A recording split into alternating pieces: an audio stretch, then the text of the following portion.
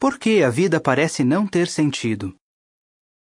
Por que você pode acreditar que a vida um dia será mais do que algo breve e inútil que passa como uma sombra, segundo as palavras do rei Salomão? Eclesiastes 6:12, tradução da Sociedade Bíblica Portuguesa. A Bíblia, a palavra inspirada de Deus, sempre mostrou ser uma fonte confiável de informações. E ela promete que a vida no futuro será realmente significativa. A Bíblia nos diz qual era o propósito original de Deus para a Terra. Ela também explica por que o mundo está cheio de injustiça, opressão e sofrimento.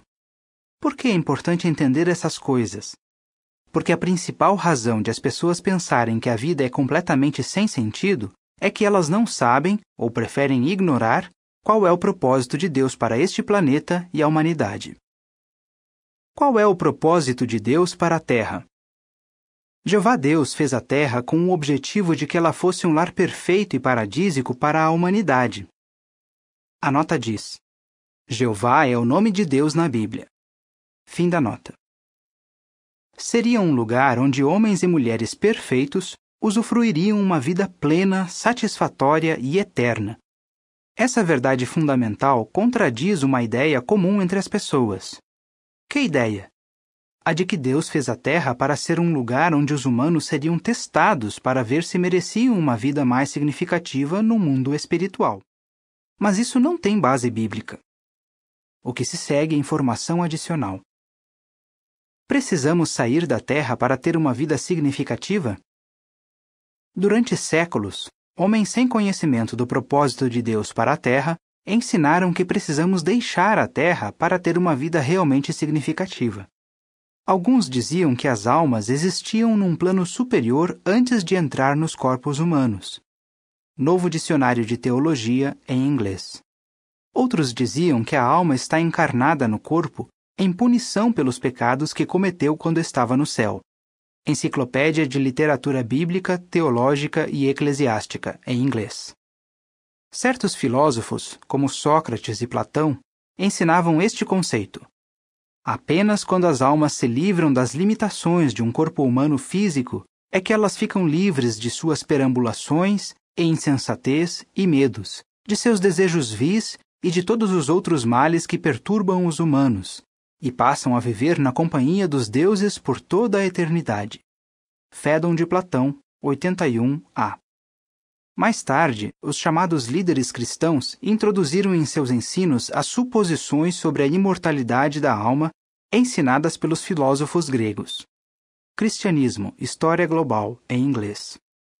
Contraste isso com 3 verdades bíblicas fundamentais. 1.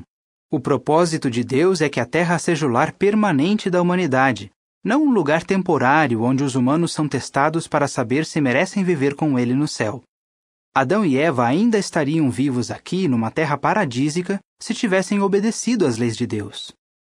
2.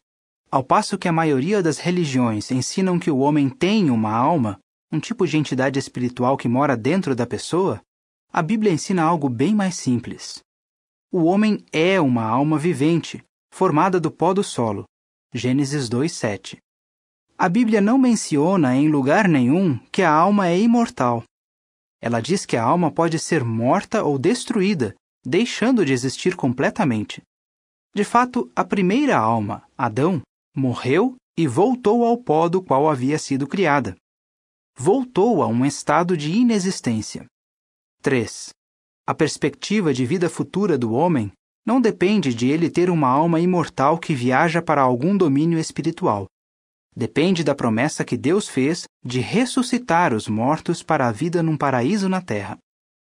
Voltando ao artigo.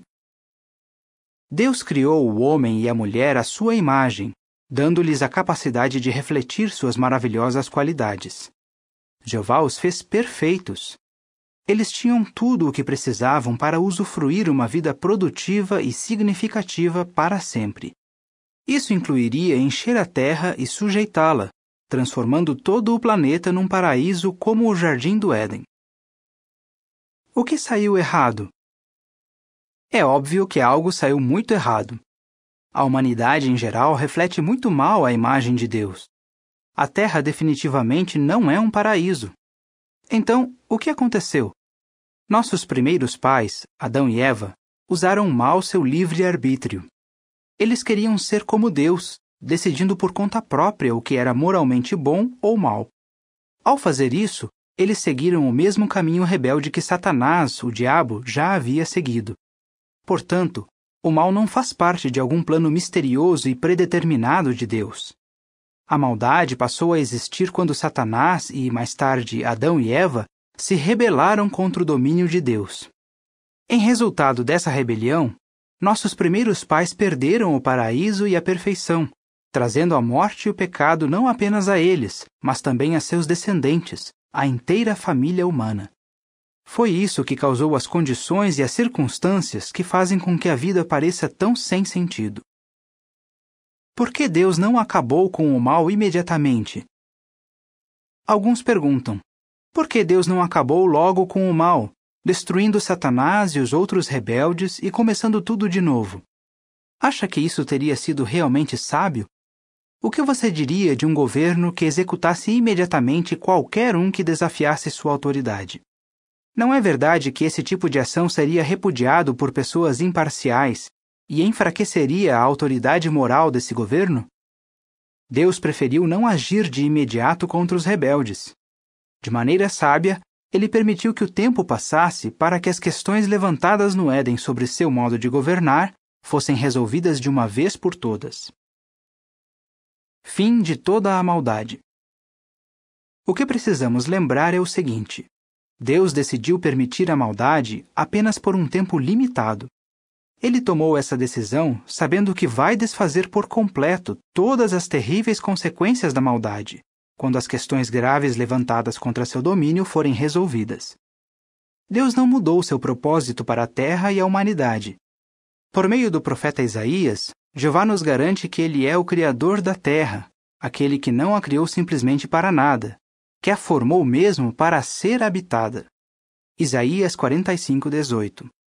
Muito em breve, ele começará a fazer com que a terra volte ao seu estado perfeito, como era do seu propósito. Quando não houver mais nenhuma dúvida de que seu modo de governar é o melhor, ele terá todo o direito de impor sua vontade e destruir completamente toda a maldade. Na oração modelo, Jesus Cristo incluiu um pedido para Deus tomar essa ação. Ele nos ensinou a orar: realize-se a tua vontade, como no céu, assim também na terra. Mateus 6, 9 e 10. O que está incluído nisso? A vontade de Deus para a terra. Entre outras coisas, os próprios mansos possuirão a terra. Salmo 37, 9 a 11 e 29. Jesus Cristo livrará ao pobre que clama por ajuda, também ao atribulado. Ele o salvará da opressão e da violência. Salmo 72, 12 a 14. A guerra deixará de existir, assim como a morte, as lágrimas, a dor e o sofrimento. Um grande número de pessoas que tiverem morrido durante o tempo em que Deus tolerou o mal serão ressuscitadas para a vida na terra e terão a oportunidade de usufruir essas e outras bênçãos. De fato, Jeová desfará o mal que a rebelião de Satanás causou. Essa ação será tão completa que as aflições anteriores, as coisas que causam sofrimento e dor hoje, realmente serão esquecidas. Isso com certeza acontecerá. Deus não mente. Todas as suas promessas se cumprem. A vida não será mais fútil e um esforço para alcançar o vento. Eclesiastes 2:17, The New English Bible. Pelo contrário, ela terá verdadeiro significado. Mas o que dizer de agora? Será que saber o que a Bíblia ensina e entender o propósito de Deus para a Terra pode dar verdadeiro sentido à sua vida hoje? O último artigo desta série falará sobre isso. Fim do artigo.